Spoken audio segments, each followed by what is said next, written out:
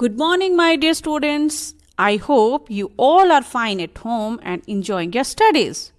Dear children, always obey your parents. Do you wish your parents in the morning? Yes? Very good. So, dear children, let's start our class with a beautiful thought, and that is you can learn something new every day if you listen. So, dear students, listen very carefully so that you can learn something and be a good listener always. So, now take out your English notebook and let's check the home assignment. Please check very carefully and check the spellings too. Here is your home assignment. Dear students, check it very carefully. First of all, check your date and name of the poem and the poet. Then read the extract. But he seems too hyper for walking. He looks kind of hard to control. So question 1 was write the name of the poem and the poet. So name of the poem was The Weather is Perfect for Running and poet Ken Nesbitt. Question 2 was who refers to he in the above extract? And answer is the dog refers to he in the above extract.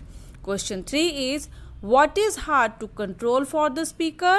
And answer is his dog is hard to control for the speaker. Question 4 is where does the boy find the comfortable place to sleep and why?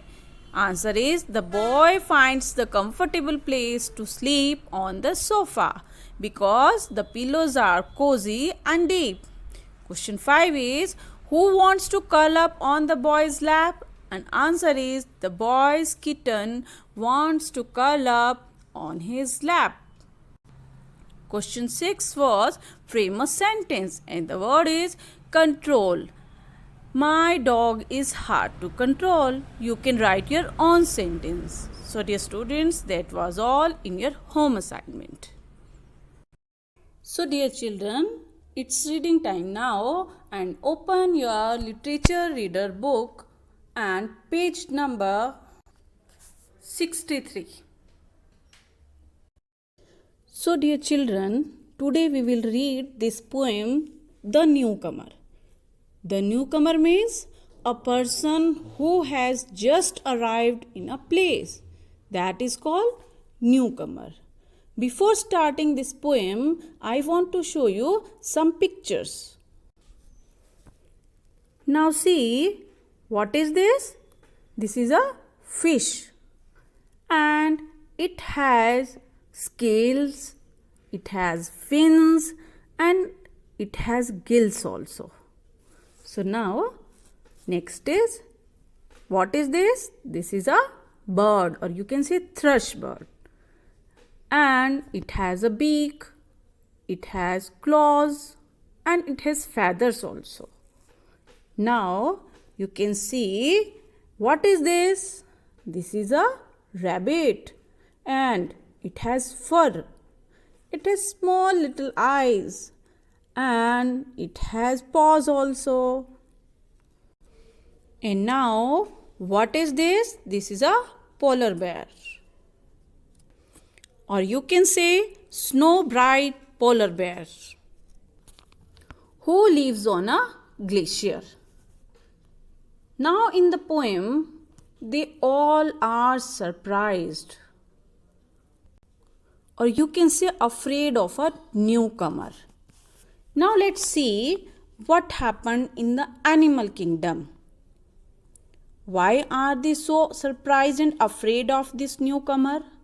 So tell me very first that how do you feel when some unknown person enters in your house? Do you feel afraid? Sure, you feel afraid. Then, when in animal kingdom a newcomer entered, then they felt same. Let's see in the poem now. And first of all, who is the poet of this poem? And poet is Brian Patten. Brain Pattern is the poet of this poem. And let's read about this Brain Pattern. About the poet. Brain Pattern is an English poet whose style of writing is generally lyrical and his topics are mainly love and relationships.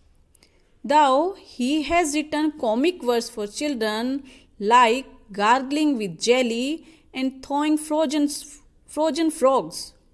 These are the poems written by Brain Pattern. So today we will read his one of a new poem, and that is The Newcomer. So first of all, enjoy the poem by model reading. The Newcomer by Brain Pattern. There's something new in the river, the fish said as it swam. It's got no scales, no fins, and no gills, and ignores the impassable dam. There's something new in the trees. I heard a bloated thrush sing. It's got no beak, no claws, and no feathers, and not even the ghost of a wing. There's something new in the warren, said the rabbit to the doe. It's got no fur, no eyes, and no paws, yet digs further than we dare go. There's something new in the whiteness, said the snow-bright polar bear. I saw its shadow on a glacier, but it left no paw marks there. Through the animal kingdom, the news was spreading fast.